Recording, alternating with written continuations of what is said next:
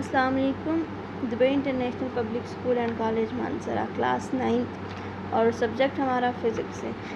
Previous lecture में हमने क्या किया था, जो रेक्टेंगुलर कंपोनेंट थे उसको एक्सप्लेन किया था कि जो ट्रिग्नोमेट्रिक रेशोज़ थी उनको जो है वो हमने ब्रीफली एक्सप्लेन किया था। ठीक है, और आज हमारा नेक्स्ट टॉपिक क्या आ जाता है। मेन टॉपिक हमारा सेंटर ऑफ मास है, लेकिन उससे पहले हम कुछ ये टॉपिक भी देख लेते हैं प्रीवियस जो आ जाता है। ठीक है, तो ये कौन सा टॉपिक है, रोटेशनल मोशन। रोटेशनल मोशन क्या है, हमें नाम से पता चल रहा है कि जहाँ पे रोटेशन है, रोटेशन है मीन कि जो सर्कुलर मोशन आ जाती है, क्योंकि ये पहले हम पिछले चैप्टर्स में कर चुके हैं। Motion where all points are of an object move around single fix, यानी जहाँ पे क्या होता है, रोटेशन मोशन कौन सी होती है, जहाँ पे जितने भी पॉइंट्स होते हैं वो सिंगल पॉइंट्स के जितने भी पॉइंट्स होते हैं वो एक सिंगल पॉइंट के अराउंड जो है वो मूव कर रहे होते हैं। ठीक है, और यहाँ पे हमारे पास एक फोर्स डायग्राम भी बनाई हुई है, उसमें क्या किया हुआ है, क्या कह रहे हैं, an object that occupies non zero space force can be show. यहाँ पे जो फोर्स डायग्राम जो पहले हमने फोर्स को शो किया था या फोर्स के बारे में पढ़ा था, उसके अकॉर्डिंगली यहाँ पे हमने रोटेशनल जो है मोशन को शो किया हुआ है। ठीक है, यहाँ पे देखें ये एक्सिस ऑफ रोटेशन यानी ये एक जूसर मशीन आ जाती है। ठीक है, और इसका मेन पॉइंट ये आ जाता है एक्सिस, यानी ठीक है ये इसका मेन पॉइंट है, सिंगल पॉइंट है। तो इस फोर्स डायग्राम्स के थ्रू बताया कि बाकी पॉइंट जो हैं वो इसके अराउंड मूव करें, ये हमारे पास आ जाता है रोटेशनल मोशन। उसके बाद है, अच्छा इसके अंदर हमारे पास बाकी कुछ भी टर्म यूज़ हो रही हैं, एक है रिजिड ऑब्जेक्ट और एक है एक्सिस ऑफ रोटेशन। ये रोटेशनल मोशन के अंदर होती है। ठीक है, दो मेन पार्ट्स होते हैं। रिजिड ऑब्जेक्ट कौन से होते हैं, rigid objects are objects of fixed form that do not distort or deform as they move the study. अच्छा, ये अब देखें रिजिड पार्ट और एक्सिस ऑफ रोटेशन। पहली चीज़ हम देखते हैं एक्सिस ऑफ रोटेशन। तो यहाँ पे हम देखें अगर जूसर का ये जो सेंट्रल पार्ट होता है ये एक्सिस होते हैं, क्योंकि ये मूव कर रहे होते हैं और इसके अराउंड बाकी पार्टिकल जो है वो मूव कर रहे होते हैं। इसी तरह से होता है।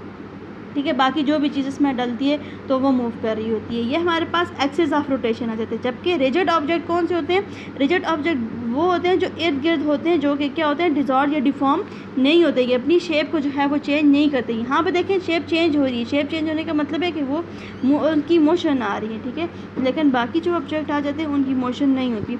तो यहाँ पर एक्सिस ऑफ रोटेशन आ जाता है क्या, is a line about which rotation take place, यानी जिसके अराउंड जो है वो रोटेशन आ रही है।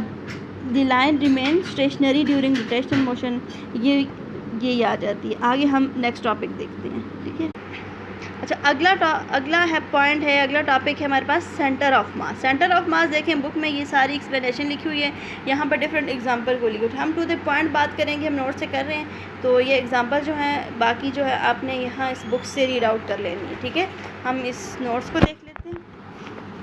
सेंटर ऑफ मास को पहले डिफाइन करते हैं, फिर उसको बाकी एक्सप्लेन करते हैं। तो सेंटर ऑफ मास को कैसे डिफाइन करेंगे, the point about which the mass is equally distributed in all direction is known as center of mass of a body। यानी किसी भी ऑब्जेक्ट, किसी भी बॉडी, ये कोई भी ऑब्जेक्ट आ रहा है, ठीक है, इसका सेंटर ऑफ मास क्या आ जाएगा, वो पॉइंट जहाँ से उसके मास इज़ इक्वली डिस्ट्रीब्यूट, यानी ये वो पॉइंट है जहाँ से मास को, ये यानी पूरी बॉडी का मास है ना, उसको इक्वल पार्ट्स में जो है वो डिवाइड किया हुआ है। बाकी इर्द गिर्द का जो डिस्टेंस है वो इक्वल आ रहा है। तो ये हमारे पास क्या है, सेंटर ऑफ मास, ये उसका सेंटर आ जाता है। या फिर ये डिफिनीशन भी आ जाती है, that point in a body which is responsible for the translatory motion is in the body, यानी वही पॉइंट होता है जिसकी वजह से बॉडी जो है वो क्या कर रही होती है, ट्रांसलेटरी मोशन। ठीक है, और इसका सिंबल आ जाता है CM, यानी सेंटर ऑफ मास। और एक्सप्लेनेशन में हम देखते हैं इसकी कैसे एक्सप्लेन करेंगे। Whenever force is applied on a body, two type of motion is produced in a body. कौन सी मोशन आ जाती है, यानी जब हम बॉडी पे कोई फोर्स अप्लाई करते हैं तो दो तरह की मोशन होती है। कौन सी, एक आ जाती है लीनियर मोशन और सेकंड आ जाती है रोटेशनल मोशन। ठीक है, लीनियर मोशन और रोटेशनल मोशन, यानी यहाँ पे देखें ये जो आ जाती है। ठीक है, यहाँ पे एक लीनियर होती है और एक जो है वो rotational motion. The point eight which the motion of a body completely translatory is called centre of, यानी वो पॉइंट जहाँ पे बॉडी फुली जो है वो ट्रांसलेटरी होती है, तो उस पॉइंट को हम क्या कहते हैं, वो आ जाती है सेंटर ऑफ मास आ जाता है, ठीक है। रोटेशन नहीं हो रही थी, वो सेंटर आ जाता है, यानी वो ग्रेविटी वाला पॉइंट तो आगे आ जाएगा, लेकिन यहाँ पे मेन वही बात है कि वो उसका सेंटर है, क्योंकि ग्रेविटी की तरफ आ रही है, डायरेक्शन भी होगी तो ग्रेविटी की तरफ डायरेक्शन होगी, तो जाहिर सी बात है वो ट्रांसलेटरी मोशन है, तो इस पॉइंट पे कम्प्लीटली वो जो है वो क्या कहते हैं, ग्रेविटी की तरफ उसकी डायरेक्शन है। तो हम कह सकते हैं कि ये वो पॉइंट है जिसमें बॉडी कम्प्लीटली ट्रांसलेटरी है, रोटेटरी नहीं है, ठीक है। आगे हमारे पास दो तरह की बॉडीज़ होती हैं, ठीक है। एक होती है होमोजीनियस बॉडीज़ और एक होती है नॉन होमोजीनियस बॉडीज़। तो उनका हम सेंटर देखते हैं। होमोजीनियस बॉडीज़ कौन सी होती हैं, जिसमें क्या है, having density through out, having same density through out, ठीक है। या फिर हम इसको इस तरह से भी डिफाइन कर देते हैं, दूसरी डिफिनीशन आ जाती है ये। दूसरी डिफिनीशन क्या है, if all the material points are materially uniform with respect to a single point, यानी ऐसा पॉइंट, ऐसा ऑब्जेक्ट जिसका वो एक सिंगल पॉइंट होता है। कहाँ क्या कह रहे हैं, if all the material points are material uniform with respect, यानी जहाँ पे तमाम पॉइंट जो हैं इस एक पॉइंट के लिहाज से सारे क्या होते हैं, यूनिफॉर्म होते हैं। या फिर ये भी कह सकते हैं तमाम जगह पे डेंसिटी सेम होती है, जो डेंसिटी इधर है, जो इधर है, वही इधर भी है, ठीक है। तो ये हमारे पास आ जाती है, यानी ये रेगुलर शेप भी हम कह सकते हैं। तो ये होमोजीनियस बॉडीज़ आती हैं, और जहाँ पे ऐसा नहीं होता, जो यूनिफॉर्म नहीं होती, तो उनको हम क्या कहते हैं, वो नॉन होमोजीनियस बॉडीज़, ठीक है।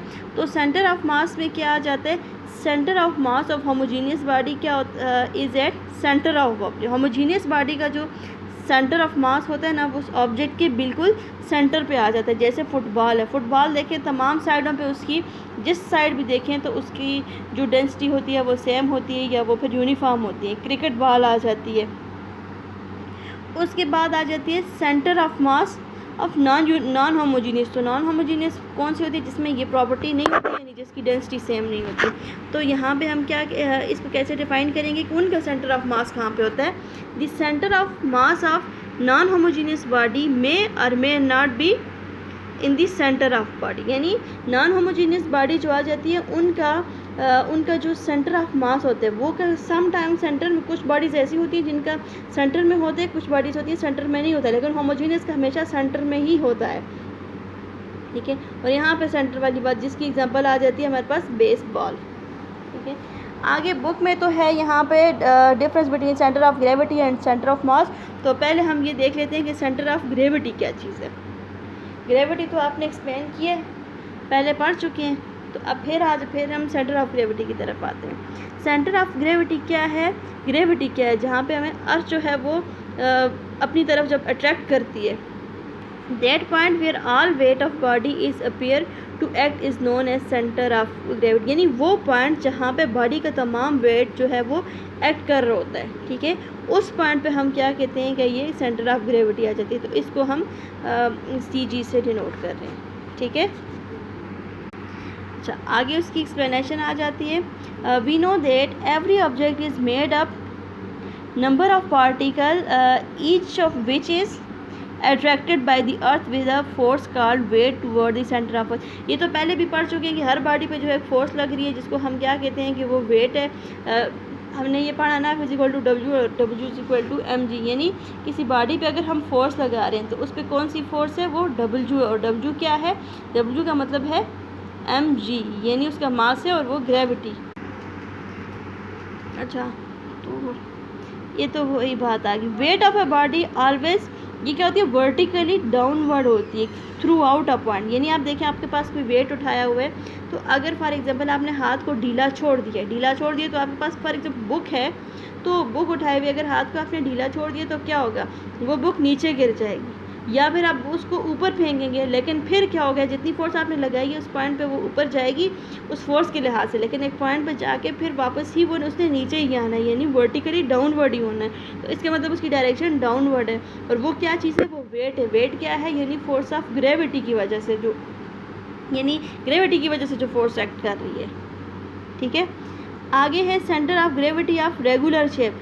आगे कुछ एग्जांपल आई हुई हैं, कुछ पॉइंट्स हैं, उनको भी देख लेते हैं। Centre of gravity of various regular shape body is located at there geometrical centre, यानी अच्छा सेंटर ऑफ जो रेगुलर बॉडीज़ होती हैं उनके सेंटर किस तरह से फाइंड किए जाते हैं, उनके जो है उनके ज्योमेट्रिकल फिगर के लिहाज से आ जाते हैं, ठीक है, ज्योमेट्रिकल सेंटर। अब देखें यहाँ पे ये एग्जांपल बताई हुई है जहाँ पे इसका ये कुछ बॉडी यूँ मूव करिए, तो जो इसका सेंटर आएगा जहाँ पे अब तमाम पार्ट्स इक्वल होंगे, जहाँ पे वो पॉइंट जो जहाँ पे ये जो वेट है वो भी एक्ट हो रहा है, तो उस पॉइंट को हम सेंटर ऑफ ग्रेविटी भी बोलेंगे। तो इन पॉइंट्स को देखते हैं। Centre of gravity of spherical bodies होती है, ठीक है, जो गोल शेप आ जाती है, वो कहाँ पे होती है, उनका तो सेंटर में आ जाता है, ठीक है। उसके बाद है centre of gravity of uniform rod is located at its centre, यानी ये शेप हमारे पास स्फेयर जो आ जाती है कुछ इस शेप जो यानी ये मैंने सर्कल जो बनाया, सर्कल ठीक नहीं बना लेकिन जो सर्कल टाइप जो चीज़ आ जाती है, ठीक है। और अगर जो रॉड आ जाते हैं, ठीक है, रॉड किस तरह से होते हैं, कुछ ऐसे आ जाते हैं, तो इनका सेंटर कौन सा होता है, ये वाला आ जाता है इस टाइप का, तो ये जर्नल आ जाता है, ठीक है। Centre of gravity of square is located at the point of intersection of diagonal. अब ये वाला जो पॉइंट है इसको हम कैसे देखते हैं, ये स्क्वायर है, ठीक है। स्क्वायर में क्या करते हैं, इधर से भी अब डायगोनल ड्रा किया, इधर से भी जो ये सेंटर आ रहा है ना, जहाँ से इधर और ये सारे फासले सेम है, तो वो पॉइंट क्या आ जाता है हमारे पास, वो उसका सेंटर आ जाता है। फिर रेक्टेंगुलर क्या है, रेक्टेंगुलर में भी हमने ये डायगोनल ड्रा यहाँ से और यहाँ से, तो ये जो सेंटर जहाँ पे ये इंटरसेक्ट करेंगे इस पॉइंट पे इसका सेंटर ऑफ ग्रेविटी आ जाएगा। फिर आ जाएगा ट्रायंगल में मीडियन ड्रा करेंगे। ट्रायंगल क्या है, कुछ ऐसे आ जाती है, मीडियन आपने ड्रा किया ना, या फिर नहीं भी किए तो थ्योरम के अंदर या उससे जो ज्योमेट्री है उसमें करेंगे, तो यहाँ से कुछ ऐसे आ जाएगा, कुछ ऐसे, इनको मीडियन जब ड्रा करेंगे तो जो इस पॉइंट पे इंटरसेक्ट करेंगे वो उसका सेंटर पॉइंट आ जाएगा, ठीक है।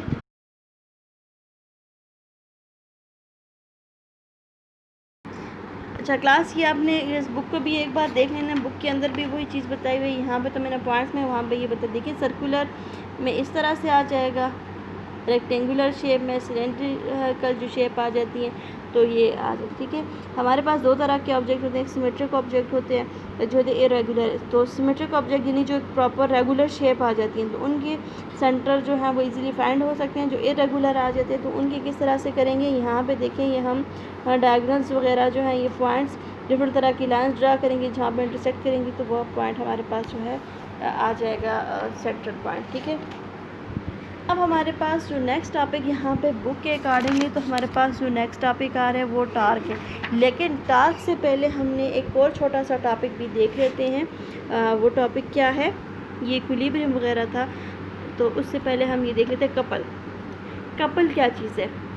Couple consist of two parallel forces which are equal in magnitude but opposite in direct. दो ऐसी फोर्सेस जो कि पैरेलल होती है, ठीक है, और क्या होती है, मैग्नीट्यूड इनकी सेम होती है लेकिन डायरेक्शन ऑपोजिट होती है। And whose lines of action not passes to a common point, वही उनका लाइन ऑफ एक्शन जो होता है वो किसी कॉमन पॉइंट से भी लाइन नहीं करी, यानी एक लाइन अगर इस तरह से है दूसरी जो है वो इस तरह से आ रही है, ठीक है। ये हमारे पास कपल फोर्सेस आ रही हैं। अब देखें हैं तो पैरेलल हैं, मैग्नीट्यूड इनकी सेम होगी लेकिन इनकी डायरेक्शन जो है वो अपोजिट है, एक अपवर्ड है और एक डाउनवर्ड आ रही है। तो आगे यहाँ पे ये एक्सप्लेनेशन बताई हुई है। यहाँ पर ये भी कह सकते हैं जैसे सीसा आ जाते हैं, ठीक है। सीसा में क्या होता है, यहाँ पे एक बच्चा बैठा हुआ और यहाँ दोनों साइड पर पॉइंट ए पे भी पॉइंट बी पे। अब देखें दोनों एट अ टाइम अपवर्ड नहीं होते, दोनों एट अ टाइम जो है वो डाउनवर्ड नहीं, एक अगर अपवर्ड जाता है दूसरा डाउनवर्ड होते हैं, एक अगर डाउनवर्ड वाला जब अपवर्ड होता है तो ये वाला जो है ये अपवर्ड हो जाता है। तो ये प्रोसीजर जो है वो चलता है, ठीक है।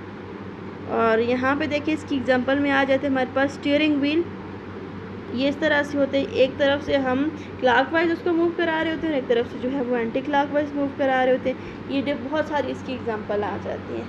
क्लियर, नेक्स्ट क्लास में हम नेक्स्ट टॉपिक करेंगे।